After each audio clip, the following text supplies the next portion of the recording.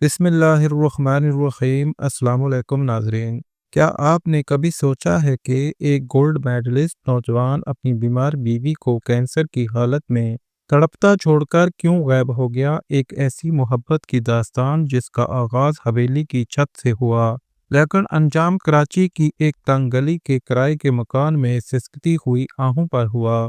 سانگڑ کا وہ سمیع جس نے اپنی ماں کی خاطر سر پر چوڑیوں کا ٹوکرا اٹھایا، وہ باپ بن کر اتنا بے حس کیسے ہو گیا کہ اپنی ننھی بیٹی کو محض ایک روٹی کے لیے زوردار دھکا دے دیا؟ اس کہانی میں آپ دیکھیں گے کہ کیسے ایک شوہر نے اپنی بیوی کی زندگی بچانے کے بجائے اس کے کانوں کی آخری بالیاں بیچ کر اپنے لیے دبئی کا ٹکٹ خریدا۔ وہ سمجھ رہا تھا کہ کینسر اس کی بیوی کو ختم کر دے گا اور وہ واپس آ کر دوسری زندگی شروع کرے گا، لیکن قدرت کا انصاف ابھی باقی تھا۔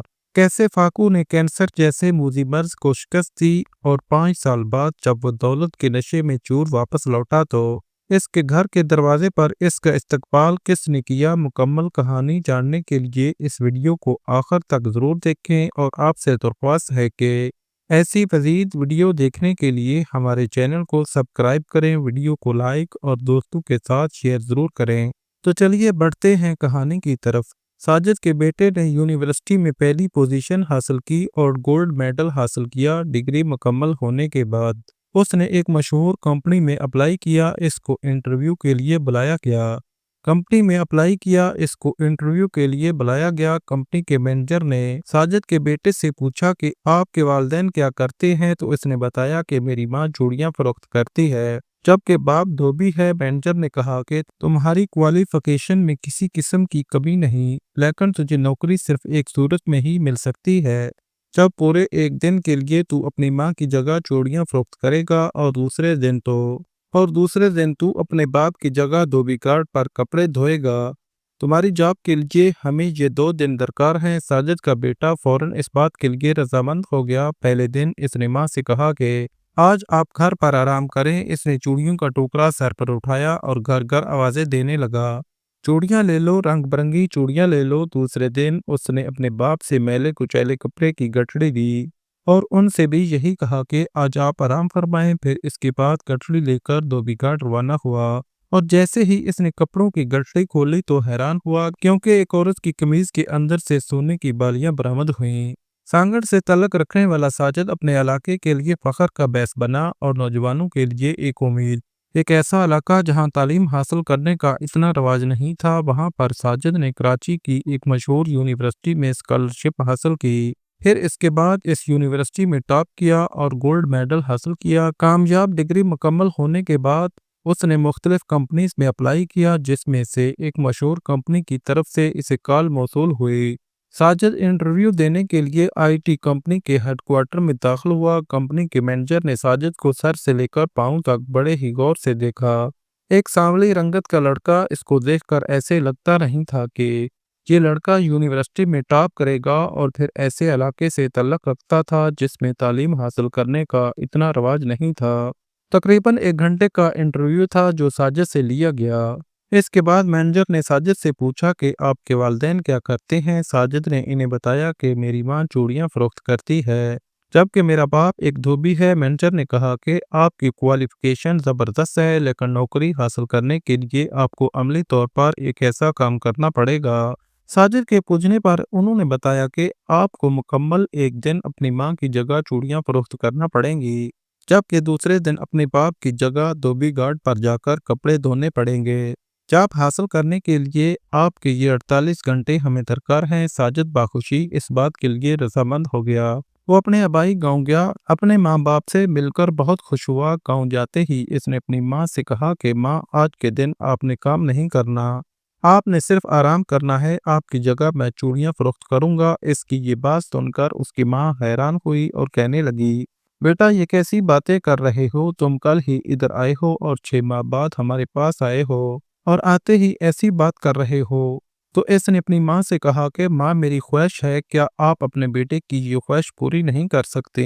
نہ چاہتے ہوئے بھی ماں نے چوڑیوں کا وہ ٹوکرا ساجد کے حوالے کیا۔ ساجد نے چوڑیوں کا ٹوکرا اٹھایا اور گھر گھر جا کر آوازیں دینے لگا کہ چوڑیاں لے لو، رنگ برنگی چوڑیاں حاضر ہیں۔ عورتیں یہ مردانہ آواز سن کر حیران ہوئیں۔ اس سے پہلے تو علاقے میں کسی مرد نے چوڑیاں فروخت نہیں کی تھیں، یہ کام صرف عورتیں کرتی تھیں۔ جب دیوار سے جھانک کر عورتوں نے دیکھا تو حیران ہوئیں کہ کراچی کا پڑھا لکھا نوجوان سر پر چوڑیوں کا ٹوکرا اٹھائے پھر رہا ہے۔ انہیں اس بات کی بالکل سمجھ نہیں آ رہی تھی کہ یہ اپنی ماں کی جگہ چوڑیاں کیوں فروخت کر رہا ہے۔ خیر، صبح سے لے کر شام تک ساجد نے وہ چوڑیاں فروخت کیں، اور جب وہ ٹوکرا بالکل خالی ہو گیا تو پھر وہ گھر واپس آ گیا۔ دوسرے دن اس نے باپ سے میلے کچیلے کپڑوں کی گٹھڑی لی اور دھوبی گھاٹ روانہ ہوا۔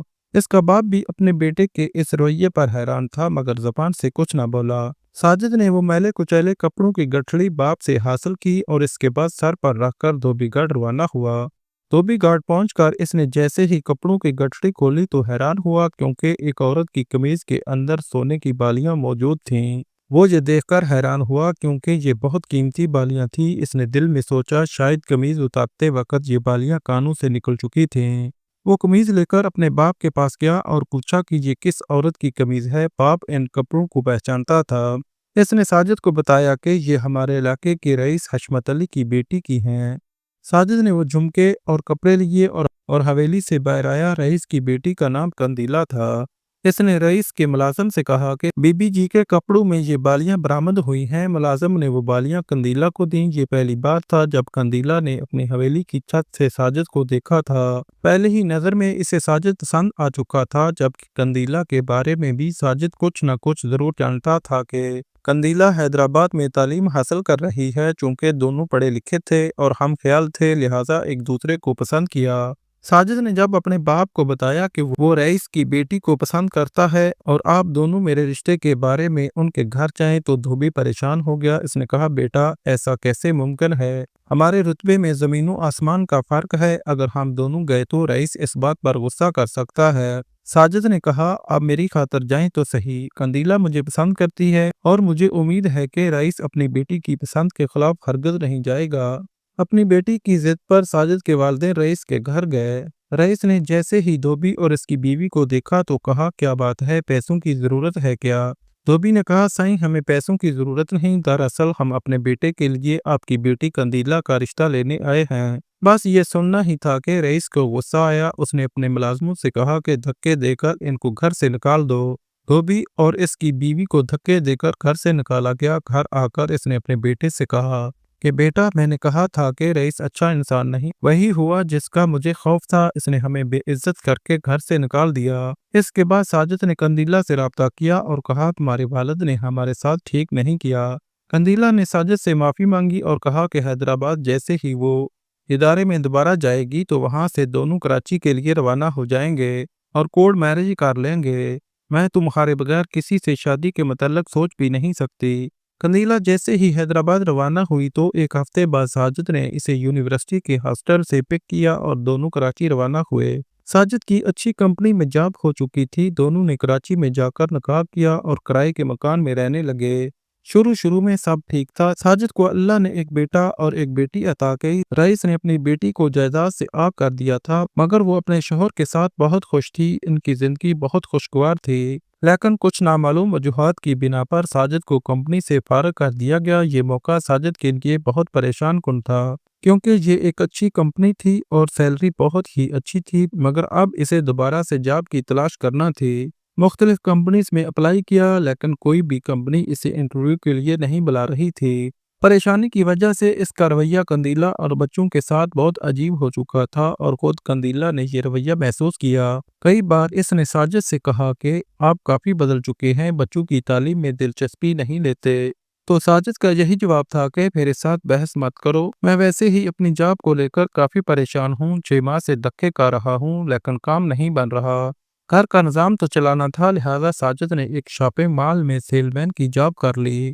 آج بھی جیسے ہی وہ گھر لوٹا تو اس کی بیوی سوئی ہوئی تھی۔ وہ اسے ڈانٹنے لگا، سارا دن کام کر کے میں واپس آتا ہوں، تم نیند کی حالت میں ہوتی ہو، مجھے کھانا تک پیش نہیں کرتی۔ اسی طرح کے طعنے وہ روزانہ قندیلہ کو دیتا تھا، مگر آج تو قندیلہ کو سخت بخار تھا۔ وہ بستر پر پڑی سردی سے کانپ رہی تھی، جبکہ ساجد نے اس بات پر غور نہیں کیا کہ وہ بیمار ہے۔ قندیلہ زبان سے کچھ کہنا چاہتی تھی، لیکن تیز بخار کی وجہ سے زبان اس کا ساتھ نہیں دے رہی تھی۔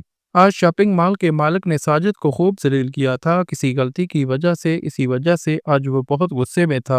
جیب میں رکشے کا کرایہ نہیں تھا، لہٰذا وہ پیدل چل کر گرمی میں گھر آیا تھا تو اس کا دماغ بھی خراب ہو چکا تھا۔ کولر کے قریب آیا تو پانی کا گلاس پینے لگا، کولر خالی تھا۔ دل میں سوچنے لگا کہ کتنی منحوس عورت ہے کہ ابھی تک کولر پانی سے نہیں بھرا۔ اس کے بعد خود جا کر نلکے میں سے پانی کا گلاس پہلے اپنے سر پر ڈالا، پھر ایک گلاس پانی کا پیا اور پھر نیچے فرش پر پھینک دیا۔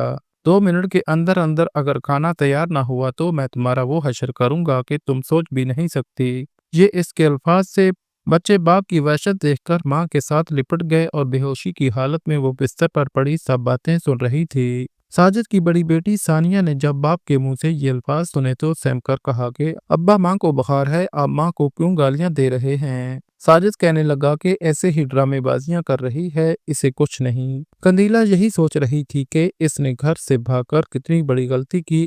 اکثر عورتیں جو گھر سے بھاگ کر شادی کرتی ہیں، والدین کی رضامندی کے بغیر ہی نکاح کر لیتی ہیں، تو ان کا انجام یہی ہوتا ہے۔ وہ اپنے کیے پر پچھتا رہی تھی۔ اپنے گھر میں تو وہ شہزادیوں کی طرح زندگی گزار رہی تھی، اسے کسی چیز کی بالکل کمی نہیں تھی۔ اس کا باپ اس سے بہت پیار کرتا تھا، خیر وہ اب اپنے اس ماضی کو یاد نہیں کرنا چاہتی تھی، کیونکہ اسے آگے کی فکر تھی، اپنے بچوں کے مستقبل کی فکر تھی، کیونکہ اس کا باپ جاب نہ ملنے کی وجہ سے ذہنی توازن کھوتا جا رہا تھا۔ دن بدن اس کے غصے میں تیزی آ رہی تھی اور بچوں کے ساتھ بھی اس کا رویہ بدلا جا رہا تھا۔ بیٹی نے باپ کے غصے کو دیکھتے ہوئے کہا، ابا اب بیٹھیے، میں آپ کے لیے روٹی بناتی ہوں، ماں کو بخار ہے۔ ساجد یہ دیکھ کر حیران ہوا کہ چھوٹی سی بچی میرے لیے کیسے روٹی بنائے گی۔ اس کی بیٹی ثانیہ کچن میں داخل ہوئی تو دیکھا کہ آٹا صرف 2 روٹیوں کا ہی بچا ہے۔ اس سے پہلے اس نے کبھی روٹی نہیں بنائی تھی، لیکن باپ کی وجہ سے آج اسے روٹی بنانا ضروری تھا۔ بیٹی نے اپنے چھوٹے چھوٹے ہاتھوں سے چھوٹے چھوٹے پیڑے بنائے، مگر اچانک سے اسے یاد آیا کہ ابھی تک تو آگ اس نے جلائی ہی نہیں۔ ابھی آگ جلانے ہی لگی تھی کہ ایک گرجدار آواز آئی کہ جلدی کرو، ماں کی طرح تم بھی بہت نکمی ہو۔ ابھی تک تو اسے ایک روٹی نہیں بنائی گئی، میں ادھر بھوک سے تڑپ رہا ہوں، سارا دن تم لوگوں کے لیے خوار ہوتا ہوں اور تم ہو کے مجھے وقت پر کھانا بھی نہیں دے سکتے۔ بچی آگ جلانے کی کوشش کر رہی تھی، لیکن آگ بالکل نہیں جل رہی تھی۔ کچن میں دھواں دھواں تھا۔ وہ آگے آیا، دیکھا تو پیڑے ابھی تک ویسے کے ویسے پڑے تھے۔ اس نے اپنی بیٹی ثانیہ کو زور سے دھکا دیا اور کہا کہ دور ہو جاؤ میری نظروں سے، میں خود اپنے لیے روٹی پکاتا ہوں۔ ثانیہ روتی ہوئی اپنی ماں کے پاس چلی گئی، جبکہ اس کے بازو پر چوٹ بھی لگی تھی۔ وہ خود کچن کے اندر روٹیاں پکانے لگا، جبکہ ثانیہ ماں کے ساتھ لپٹ کر رونے لگی۔ قندیلہ نے جب یہ سنا تو حیران ہوئی، اپنی جگہ سے اٹھ کر تھوڑا سا پانی پیا، اس کے بعد ہوش بحال ہوئے تو اس کے بعد سر پر دوپٹے سے پٹی باندھی، کیونکہ سر درد کی وجہ سے پھٹا جا رہا تھا۔ اپنے شوہر سے مخاطب ہو کر کہا کہ مجھے تم جتنا مارتے ہو میں برداشت کر لیتی ہوں، لیکن میری بیٹیوں پر تو ظلم مت کیا کرو۔ کیا یہ تمہارا خون نہیں ہے؟ مگر اس نے اپنی بیوی کی کسی بات کا جواب نہ دیا اور مزے سے روٹی کھانے میں مصروف رہا۔ پھر روٹی کھا کر وہ گھر سے روانہ ہوا۔ ماں نے اپنی معصوم بچی کے بازو پر پٹی باندھی اور اسے تسلی دی۔ شام کو جب ساجد واپس آیا، ابھی بھی قندیلہ بستر پر دراز تھی۔ غور کیا کہ قندیلہ کافی کمزور ہے، ہڈیوں کا ڈھانچہ بن چکی ہے۔ اس کے دل میں تھوڑا سا رحم آیا، پھر کہنے لگا، تجھے آخر مسئلہ کیا ہے؟ قندیلہ نے کمزور سی آواز میں کہا کہ تم مجھے ڈاکٹر کے پاس کیوں نہیں لے جاتے؟ کیا تمہیں لگتا ہے کہ میں ڈرامہ کر رہی ہوں، جھوٹ بول رہی ہوں؟ میں ٹھیک ہو جاؤں گی تبھی تمہارے لیے روٹی اور کھانا وقت پر تیار کر سکوں گی۔ ساجد کہنے لگا، اچھا زیادہ بحث مت کرو، میں آج تمہیں ڈاکٹر کے پاس لے جاؤں گا تاکہ پتہ چل سکے کہ آخر تمہارے ساتھ مسئلہ کیا ہے۔ شام ہوئی تو ساجد رکشہ کرائے پر لے کر اپنی بیوی کو ہسپتال لے گیا۔ لیڈی ڈاکٹر نے بیوی کو چیک اپ کیا تو کہا کہ یہ کچھ ٹیسٹ ہیں، یہ لیبارٹری میں جا کر کروانے پڑیں گے۔ ٹیسٹوں کی قیمت دیکھی تو بہت زیادہ تھی، 10,000 روپے۔ اس وقت اس کے لیے بہت زیادہ رقم تھی، کیونکہ اس کی جیب میں تو کچھ نہیں تھا۔ بیوی سے کہنے لگا کہ اب وقت آ چکا ہے کہ اپنی ماں کی یہ بالیاں مجھے دے دو تاکہ میں انہیں فروخت کر کے تمہیں ٹیسٹ کروا سکوں۔ قندیلہ نے اپنے کانوں سے وہ بالیاں اپنے شوہر کے حوالے کی۔ اس نے اپنی بیوی کی بالیاں فروخت کی، پھر اپنی بیوی کے ٹیسٹ کروائے۔ اس نے اپنی بیوی کو رکشے میں بٹھایا اور کہا کہ تم گھر جاؤ، میں رپورٹ ڈاکٹر کو دکھا کر واپس آؤں گا۔ قندیلہ واپس گھر آ چکی تھی، جبکہ وہ رپورٹ لے کر ڈاکٹر کے پاس گیا۔ ڈاکٹر نے اس کی رپورٹ چیک کی، اس کے بعد ساجد سے کہا کہ آپ کی بیوی کو کینسر کا مرض لاحق ہے۔ میں اس بات پر حیران ہوں کہ آپ نے اپنی بیوی کا علاج ابھی تک شروع کیوں نہیں کروایا۔ اتنی دیر کیوں لگا دی؟ خیر اب بھی آپ کی بیوی کا علاج ممکن ہے، لیکن اگر مزید تاخیر کی گئی تو آپ کی بیوی کی جان کو خطرہ ہے۔ ڈاکٹر کی بات سن کر وہ تھوڑی دیر خاموش رہا۔ ڈاکٹر نے کچھ دوائیاں لکھ کر دیں جن کی قیمت 15 سے 20 ہزار کے درمیان تھی۔ وہ جیسے ہی ہسپتال سے باہر آیا، سب سے پہلے اس نے دوائیوں والی پرچی پھاڑ دی، پھر وہ تمام رپورٹس بھی پھاڑ کر نہر میں بہا دی، کیونکہ وہ اس بیماری کے متعلق اپنی بیوی کو نہیں بتانا چاہتا تھا۔ وہ خود سے یہی کہہ رہا تھا کہ اگر میں اپنا آپ بھی فروخت کر دوں تب بھی اپنی بیوی کا علاج نہیں کروا سکتا، کیونکہ اس کے علاج پر لاکھوں روپے خرچ ہوں گے، اور جو بات ممکن ہی نہیں تو بیماری کا تذکرہ کر کے بیوی کو پریشان کرنے کا کیا فائدہ؟ بیچاری یوں ہی پریشان ہو جائے گی، وقت سے پہلے ہی مر جائے گی۔ اس کے بعد وہ گھر آیا۔ قندیلہ اسی انتظار میں تھی کہ ڈاکٹر نے میری بیماری کے متعلق کیا بتایا۔ گھر آتے ہی اس نے اپنے شوہر کے سامنے کھانا پیش کیا، اپنی بیماری کا ذکر نہ کیا۔ جب ساجد نے کھانا کھا لیا، پھر اس سے پوچھنے لگی کہ رپورٹس کے متعلق مجھے کون سی بیماری ہے؟ ڈاکٹر نے کیا بتایا؟ تھوڑی دیر وہ خاموش رہا، پھر کہنے لگا پریشان ہونے کی ضرورت نہیں۔ ڈاکٹر نے کہا کہ تجھے ملیریا ہوا ہے، تھوڑی سی دوائی دی ہے، امید ہے کچھ دنوں بعد ٹھیک ہو جاؤ گی۔ یہ سن کر قندیلہ کی سانسوں میں سانس واپس آئی۔ دل میں سوچنے لگی چلو شکر ہے خدا کا کوئی بڑی بیماری نہیں، ورنہ میرے مرنے کے بعد بچوں کا کیا ہوتا؟ قندیلہ اس سے کہنے لگی گھر کا راشن ختم ہو چکا ہے، میری بالیوں میں سے اگر کچھ پیسے بچے ہیں تو آپ راشن لے آئیں۔ اس کی جیب میں اب بھی 40,000 روپے تھے، مگر اس نے اپنی بیوی سے جھوٹ بولا کہ رپورٹس اور باقی اخراجات میں 20,000 روپے لگ چکے ہیں۔ میری جیب میں چند ہزار روپے ہیں جو کہ 2-3 دن کے راشن کے لیے کافی ہیں۔ کافی دنوں سے وہ اپنے دوست منصور کے ذریعے ملک سے باہر جانے کا پروگرام بنا رہا تھا، لیکن ابھی پیسے پورے نہیں ہوئے تھے۔ ساجد کے دوست منصور نے اسے بتایا کہ ایک ایجنٹ ہے جو مزدوروں کو باہر بھیجتا ہے، وہاں جا کر مزدوری کرنی پڑے گی، لیکن پیسے بہت زیادہ ملیں گے۔ ویزے کے لیے آدھے پیسے وہ ابھی لے رہا ہے، باقی کی رقم کام سٹارٹ کرنے کے بعد تم اس کو دے سکتے ہو۔ وہ سیل مین کی رقم سے بھی پیسے بچا کر اپنے دوست منصور کے حوالے کر رہا تھا۔ 40,000 جو اس کی جیب میں تھے، اس میں سے بھی 35,000 اس نے منصور کے حوالے کیے تھے۔ اس کے بارے میں قندیلہ کو کچھ نہیں بتایا۔ پہلے اس نے دماغ میں یہ طے کیا تھا کہ جیسے ہی ویزا لگ جائے گا تو میں اپنی بیوی کو سب کچھ بتا دوں گا، لیکن اب اس نے یہ بھی ارادہ ترک کر دیا تھا۔ وہ بس اس انتظار میں تھا کہ کسی طرح وہ پیسے مکمل ہو جائیں اور وہ دبئی روانہ ہو جائے۔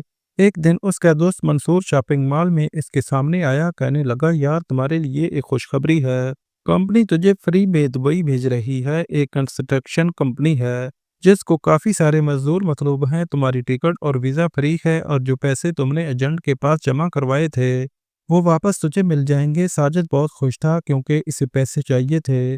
اسے اپنی بیوی اور بچوں کا کوئی خیال نہیں تھا، نہ ہی یہ خیال آیا کہ بیوی بیمار ہے تو اس کا علاج ہو سکے گا۔ اگلے مہینے کی 10 تاریخ کو وہ دبئی روانہ ہونے والا تھا۔ آج جب وہ گھر آیا تو اس کے چہرے پر مسکراہٹ تھی۔ اس نے اپنی بیوی کو کچھ نہ بتایا، بس اتنا بتایا کہ آج شاپنگ مال کے مینیجر نے ہم سب لوگوں کو ہوٹل میں کھانا کھلایا ہے۔ وہ ہماری کارکردگی سے بہت خوش تھا۔ کچھ دنوں بعد وہ دبئی جانے والا تھا۔ اس نے 20 دن کا راشن اپنی بیوی کے حوالے کیا، کہا کہ یہ 20 دنوں کے لیے آٹا، چینی اور کچھ دالیں ہیں۔ کفایت شعاری سے کام لینا اور زیادہ فضول خرچی بالکل نہیں کرنی۔ ساجد کی یہ بات سن کر قندیلہ نے کہا کہ آپ کیسی باتیں کر رہے ہیں، ان حالات میں کبھی میں نے شاپنگ کے لیے کوئی ضد کی ہے؟ آخر کار وہ دن آ گیا جس کا ساجد کو بے چینی سے انتظار تھا۔ ساجد نے دبئی جانا تھا، اس کے تمام کاغذات تیار تھے۔ اس نے نیا سوٹ پہنا تو قندیلہ نے پوچھا کہ خیریت ہے، کہاں جا رہے ہیں؟ کہنے لگا آج ہماری کمپنی کی طرف سے ایک پارٹی ہے، میں وہاں جا رہا ہوں۔ لیکن آج وہ ہمیشہ ہمیشہ کے لیے قندیلہ اور اپنے بچوں کو چھوڑ کر جانے والا تھا۔ شام 5 بجے اس کی فلائٹ تھی، وہ دبئی کے لیے روانہ ہو گیا۔ رات کا اندھیرا چھانے لگا۔ قندیلہ پریشان تھی کہ اس کا شوہر ابھی تک واپس کیوں نہیں آیا۔ عشاء کی اذانیں شروع ہوئیں تو اس کی پریشانی زیادہ بڑھ گئی، مگر اس کا تو نمبر ہی بن جا رہا تھا۔ 20 دن بعد گھر کا راشن بھی ختم ہو چکا تھا، بچے بھوک سے رو رہے تھے اور وہ خود بھی بھوکی تھی۔ اس نے پڑوس میں ساجد کے دوست سے بات کی۔ اس نے بتایا کہ کل مجھے ساجد ملا تھا، اس نے سیل مین کی جاب چھوڑ دی ہے اور بتا رہا تھا کہ اس سے بھی اچھی جاب ملی ہے۔ یہ سن کر قندیلہ حیران ہوئی۔ اس کے بعد اس نے پڑوسن سے گزارش کی کہ میرے بچے بھوکے ہیں، ان کے لیے کچھ کھانے کو تو دو۔ صبح ہوئی تو وہ ساجد کے قریبی دوست منصور کے پاس گئی۔ کہنے لگی ساجد ابھی تک گھر واپس نہیں آیا، تمہیں پتہ ہے وہ کہاں ہے؟ منصور نے جب سنا تو حیران ہوا اور کہا کہ تعجب ہے، اس نے آپ کو کچھ نہیں بتایا۔ ساجد تو دبئی چلا گیا، اس کی دبئی میں اچھی جاب لگی تھی، وہ کل روانہ ہو چکا تھا۔ یہ سن کر قندیلہ کے پیروں تلے زمین نکل گئی۔ قندیلہ کا سر چکرا گیا اور وہ نیچے گر پڑی۔ منصور اسے ہسپتال لے گیا اور پھر اسے گھر چھوڑا۔ ساجد دبئی میں جاب کرنے لگا، وہ خوش تھا، ماہانہ 2 لاکھ روپے بچا رہا تھا۔ وہ سوچ رہا تھا کہ جب تک وہ وطن واپس جائے گا، اس کی بیوی مر چکی ہوگی اور بچے یتیم خانے میں چلے گئے ہوں گے، وہ دوسری شادی کر لے گا۔ وہ شروع سے ہی خود غرض تھا۔ 5 سال بعد وہ وطن لوٹا تھا۔ وہ جیسے ہی گھر کی دہلیز پر پہنچا اور دروازہ کھولا تو پیروں تلے زمین نکل گئی۔ دروازے کے اندر گھر کا نقشہ بدل چکا تھا، کچا صحن اب پکا ہو چکا تھا، قطاروں میں پھول لگے تھے، سلائی مشینوں کی قطاریں تھیں اور چھوٹی عمر کی بچیاں سلائی کڑھائی میں مصروف تھی۔ قندیلہ ان کو ہدایت دے رہی تھی۔ قندیلہ کو دیکھتے ہی اس کی آنکھیں بہر آ گئیں۔ وہ اپنی بیوی کے پاس آیا، کہنے لگا، تم ابھی زندہ ہو، تمہیں تو کینسر تھا، تم ابھی تک زندہ کیسے ہو؟ قندیلہ آگے اور اس کے چہرے پر ایک زوردار تھپڑ مارا اور کہا، دفع ہو جاؤ میرے گھر سے، تمہاری جرأت کیسے ہوئی واپس آنے کی؟ مجھے کینسر ضرور تھا، لیکن جس بھوک میں تو نے بچوں اور مجھے چھوڑا تھا، اسی بھوک نے میری یہ بیماری ہی ختم کر دی۔ قندیلہ نے بتایا کہ کئی دنوں کی فاقوں کی وجہ سے کینسر کے جراثیم مر گئے اور اللہ نے اسے بچوں کے لیے زندہ رکھا۔ ساجد نے کہا، میں تمہارے لیے بہت سے پیسے لایا ہوں۔ تو قندیلہ نے ایک اور تھپڑ مارا۔ محلے کے لوگوں نے جمع ہو کر ساجد کو دھکے دے کر گھر سے نکالا۔ محلے والوں نے مل کر قندیلہ اور اس کے بچوں کی کفالت کی تھی۔ قندیلہ سلائی کڑھائی کی ماہر بن چکی تھی اور اب وہ ایک ادارے میں ٹیچر کے طور پر کام کر رہی تھی اور اتوار کے دن محلے کے بچوں کو ہنر سکھاتی تھی۔ ساجد کو اپنی خود غرضی کی سزا ملی۔ جو کاروبار اس نے شروع کیا، اس میں گھاٹا ہوا اور اب وہ سڑک پر نشے کے انجیکشن لگا کر اپنی زندگی برباد کر رہا ہے۔ اس کہانی کا سب سے بڑا سبق یہ ہے کہ انسان جو بیج بوتا ہے وہی کاٹتا ہے۔ ساجد نے اپنی بیوی کی بیماری اور بچوں کی بے بسی کا فائدہ اٹھا کر انہیں مرنے کے لیے چھوڑ دیا تو وقت نے اسے ایسی جگہ لا کھڑا کیا جہاں وہ خود اپنی زندگی برباد کر بیٹھا۔